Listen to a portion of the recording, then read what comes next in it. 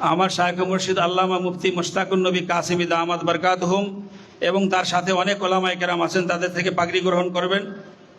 মোহাম্মদ সামিরুল ইসলাম, বাপের নাম উজ্জ্বল। যদি গার্জিয়ান আসেন একটু দাঁড়াইলে ভালো হয়। যেই গার্জিয়ানরা আসছে তাদেরকে আমরা পুরস্কৃত করব, ওখানে থাকুক, সমস্যা নেই, ওখানেই থাকেন গার্জিয়ানরা আসলে। আর যেই গার্জিয়ান আসে নাই তাদেরকে আমরা অপারক, তাদেরকে আমরা পুরস্কৃত করতে পারলাম না। দ্বিতীয় নম্বর মোহাম্মদ জোনায়েদ বিন রফিকুল ইসলাম। জোনায়েদ বিন রফিকুল ইসলাম, ছোট্ট বাচ্চা জোনায়েদ বিন রফিকুল ইসলাম, উনিও আসছে আলহামদুলিল্লাহ। আর 2 সন্তান এখানে পড়ে, হুজুর 2 ছেলে এখানে পড়ে। আর সামিরুল যে আছে ও পরে, ওর বোনও এখানে পড়ে। তৃতীয় নম্বরে মোহাম্মদ সাইমুন বিন ইব্রাহিম। সাইমুন বিন ইব্রাহিম, যার বাপ মাদ্রাসা আসার অভ্যাস নাই, মা আসছে, তারা বললো যে মা আসছে তাহলে পুরস্কার দেব। মা শুনতেছে, জায়গা পায়নি, বসতে পারে নাই, আসছিল মাদ্রাসা গেট পর্যন্ত, দেবো পুরস্কার, সমস্যা নেই, যাও। এরপরে চতুর্থ নম্বরে মোহাম্মদ শামীম মাহমুদ, পিতা মোহাম্মদ কামাল হোসেন।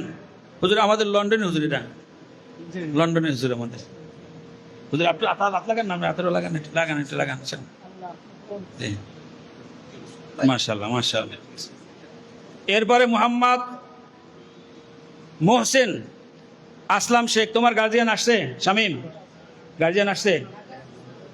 গার্জিয়ান আছে এটা কবে? কাকা কয়ে ঠিকিস না যে ইনশাআল্লাহ এটাকে মোহসেন বাবা আসলাম ভাই আমাদের আলহামদুলিল্লাহ। আর ছোট আরেকটা ছেলে আছে, আশা করি ওইটাও আসবো মনে হয়, ঠিক আছে। ষষ্ঠ নম্বরে মোহাম্মদ ইয়াসিন বিন আবুল কালাম। ইয়াসিন বিন আবুল কালাম, ছোট্ট হাফেজ ইয়াসিন বিন আবুল কালাম। আমাদের ওস্তাদ যারা পাগড়ি পাবেন তারাও কাছাকাছি আসলে ভালো হয়।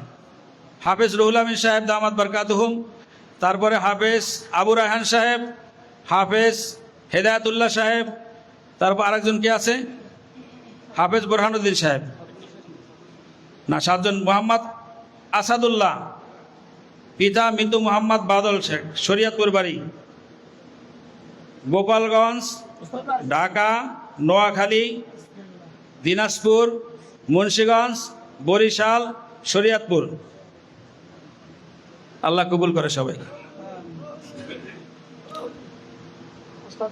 আমাদের ওস্তাদে মোহতারাম একটু দেরি করেন, উনি আমাদের মানে ওনার একসাথে 10টা পাগড়ি দেওয়া দরকার, মানে 10 লাইনে পাগড়ি পায় উনি। টাচ মোবাইল ব্যবহার করে না, এই জন্য একটা পাগড়ি, এটা শায়কে তোমার পুরস্কার দিব অন্য যায় পরে ইনশাল্লাহ।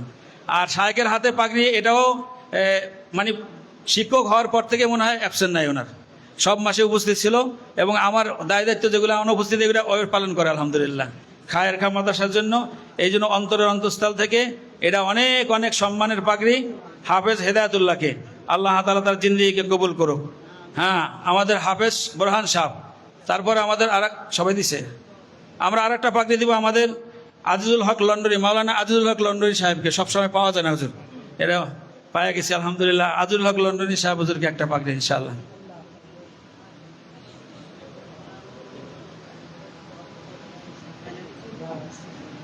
এরপরে আমাদের মাওলানা, জেনারেল শিক্ষার পরে মাওলানা শায়খের অনেক প্রিয় ব্যক্তিত্ব মাওলানা মাহবুবুল হাসান। মাওলানা মাহবুব হাসান সাহেবকে শায়খের হাতে ইনশাআল্লাহ একটা পাগড়ি প্রদান করা হইতেছে। জি,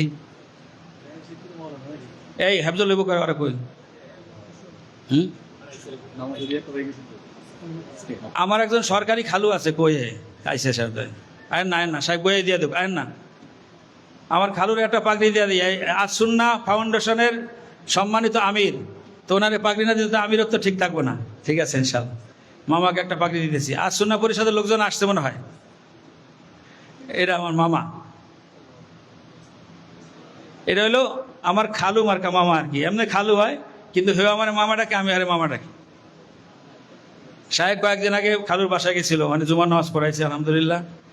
হ্যাঁ, এশিয়া ডিজিটাল চক্ষু হাসপাতালের সম্মানিত চেয়ারম্যান এবং আস-সুন্নাহ পরিষদের সম্মানিত আমির এস এম সালাউদ্দিন সাহেব দামাত বরকাতুহুমকে পাগড়ি প্রদান করা হল।